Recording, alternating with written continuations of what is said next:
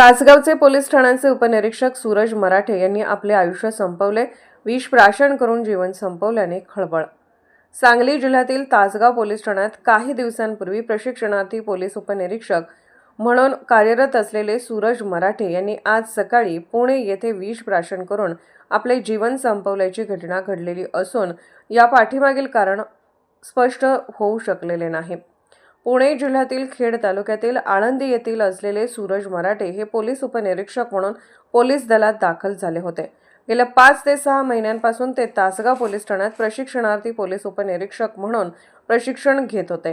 कर्तव्यनिष्ठ तसेच शांत स्वभावाचे अधिकारी म्हणून त्यांची ओळख होती. सूरज मराठे हे गेल्या 6-7 दिवसांपासून रजेवर होते अशी माहिती समजते. आज सकाळी पोलीस उपनिरीक्षक सूरज मराठे यांनी विष प्राशन करून आपले आयुष्य संपवल्याची घटना घडल्याची माहिती समजताच तासगाव पोलीस ठाण्यातील अधिकारी व कर्मचाऱ्यांनी हळहळ व्यक्त केली आहे.